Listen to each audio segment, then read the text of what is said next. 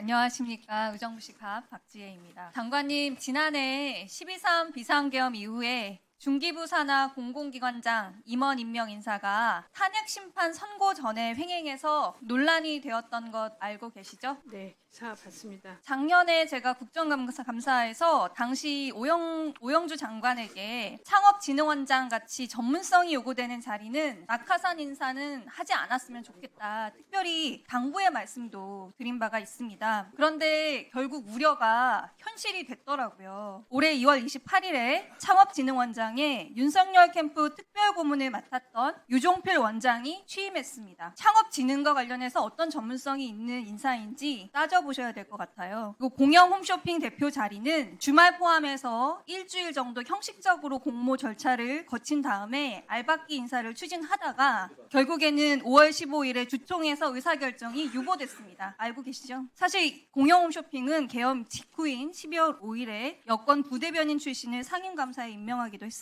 올해 3월 12일에 한국벤처투자 상근감사에 윤석열 정부 대통령실 행정관 출신 선임됐고요. 3월 19일 신용보증재단 중앙회 신임회장에 중기부 전 소상공인 정책실장이 취임했습니다. 2024년 10월 이후에 공석이었던 이 자리가 취임과 관련한 공지가 일절 없었는데 이분이 선임되는 바람에 깜깜이 인사다 이런 비판도 제기가 되고 있습니다. 지금 윤석열 대통령 직무 정지 중인 상태에서 공공기관장 그리고 임원 임명이 중기부 산하기관에서 특히 과도하게 증가했다. 이런 지적이 있는 거 알고 계신 것 같습니다. 굉장히 시기가 공교로운데요.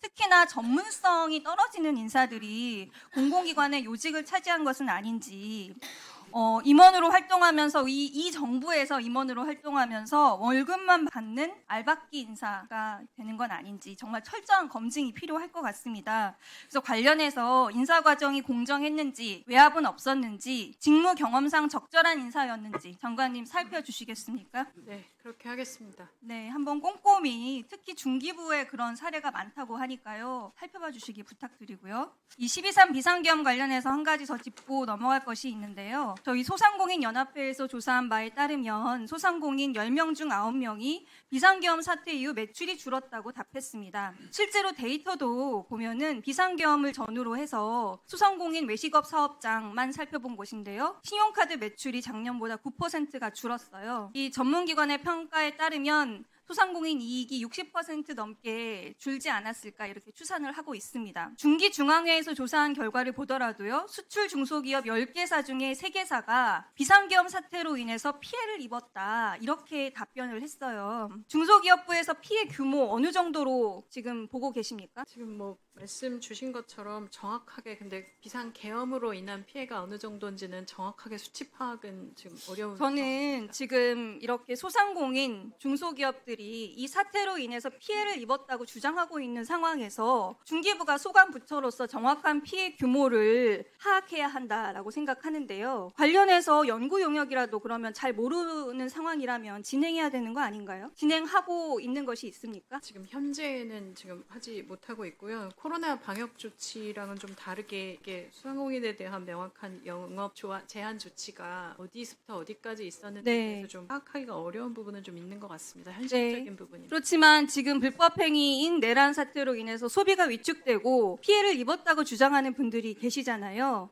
이에 대해서 사실 중기부가 지금 차관님들은 더 기억하실 수 있을 것 같은데 작년에 그 비상계엄 있고 나서 바로 또 확대 간부 회의 같은 거 열어가지고 12.3 내란 계엄 선포 이후에 어려워진 중소기업 소상공인 경기를 살리기 위해서 재정을 조기 집행하겠다 이런 결정을 한 적도 있잖아요. 네. 분명히 피해가 있다는 것을 정부도 저는 인지하고 있다고 생각을 하는데요. 문제는 어느 정도 규모고 특별히 어떤 업종, 어떤 지역이 피해를 입었는지에 대한 파악이 안 돼서 그런 거 아닐까 생각하는데 그러면 그런 파악을 바탕으로 해서 이런 피해 국민을 위한 전용 지원 프로그램을 만들어야 되는 거 아닌가요? 지금 말씀하신 것처럼 12.3 계엄으로 인한 피해는 있다라고 보였기 때문에 좀 긴급하게 추경도 집행하고 그리고 맞습니다. 네, 저희가 추경도 했습니다. 굉장히 1, 2차 추경을 내수경제 진작을 위해서 사실 피해 기업과 소상공인뿐만 아니라 전체 경제를 살리기 위해서 추경을 많이 편성을 했고 신속 집행하기 위해서 노력하신 것은 알고 있는데요.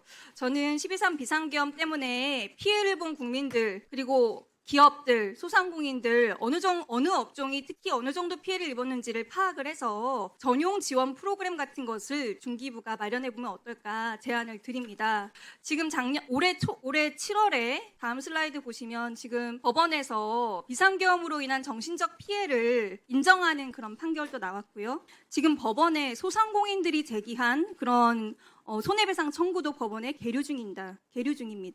이런 상황에서 중기부가 소관부처로서 비상계엄으로 인해서 소상공인과 중소기업이 입은 피해 규모를 정확히 파악을 하고 이들을 위한 전용 프로그램이라도 만들어주면 좋겠다 생각하는데 장관님 검토해 주시겠습니까? 네, 지금 현재 민생회복 관련된 여러 시책들을 진행하고 있는데요. 지금 말씀 주신 것처럼 단지 이제 현실적인 좀 어려운 부분은 강릉이나 이런 피해나 이런 부분들에 대해서는 지역이나 이런 게 좀 명확하게 그래도 어느 정도 획정할 수 있는 반면에 이 부분 좀 어려운 부분이 있어서 내부적으로 좀 검토해 보겠습니다. 네, 전향적으로 검토해 주시고요. 앞서 신용카드 매출 감소 뭐 이런 데이터들 보고한 보고서들도 나오고 있는데 그런 점에서 중기부가 어렵다고 하면 자체적으로 어렵다고 하면 연구 용역이라도 진행해보고 방안을 좀 고민을 해봤으면 좋겠다. 네, 그렇게 그렇겠습니다. 네.